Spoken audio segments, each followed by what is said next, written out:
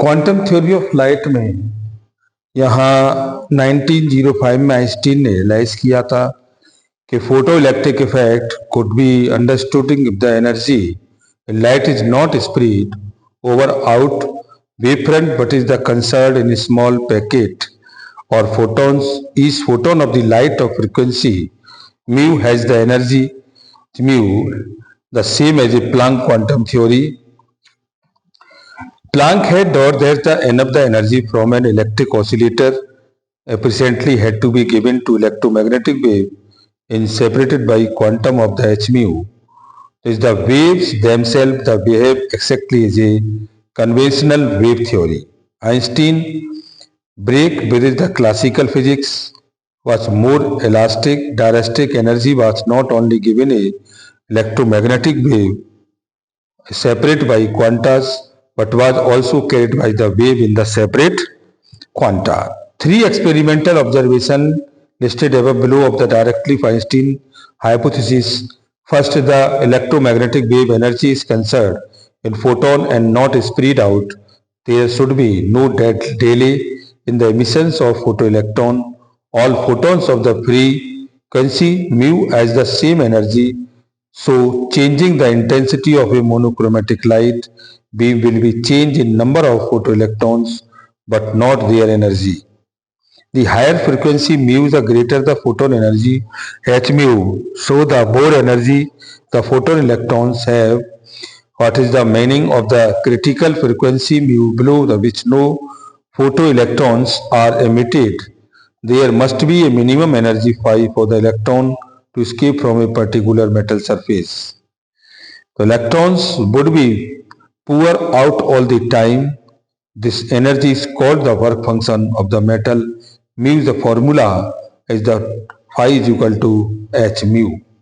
Phi is equal to h mu, यानी work function directly proportional by frequency of light. Frequency of light. तो कुछ metals यहाँ decide किए इन लोगों ने. उस मेटल्स को हम देख सकते हैं जिनकी वर्क फंक्शन कैपेसिटी अलग अलग है.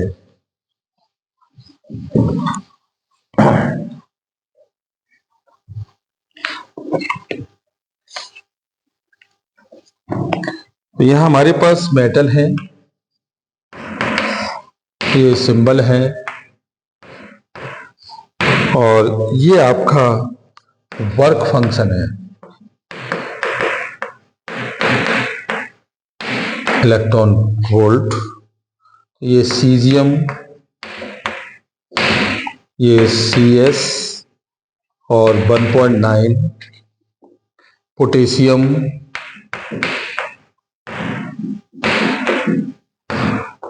के साथ 2.2, sodium Na 2.3, lithium Li 2.5, calcium Ca 3.2, copper Cu 4.7 और सिल्वर Ag 4.7 और प्लेटिनम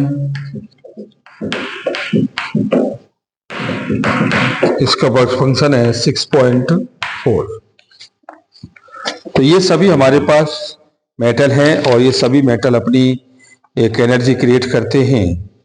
तो all light sensitive detector including the eye and one used in this video camera are based on the observation of energy from photon of light by electron in the atom the light fall on.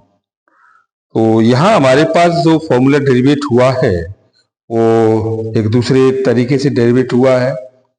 ये कह रहा है कि कोई भी energy हमारे पास आ रही है, एनर्जी हमारे पास आ रही है और फिर वो बाउंस हो रही है. भाई हमारे पास कोई एनर्जी लेवल आया और एनर्जी लेवल आने का मतलब ये हो गया कि the formula of the account for the relationship between the kinetic energy and frequency light के लिए. तो यहाँ एक रिलेशंस बनता है हमारा कितना, kinetic energy is equal to H mu minus के वर्क फंक्शन के साथ। किसके साथ? वर्क फंक्शन के साथ। तो उसे हम यहाँ कैलकुलेट करेंगे।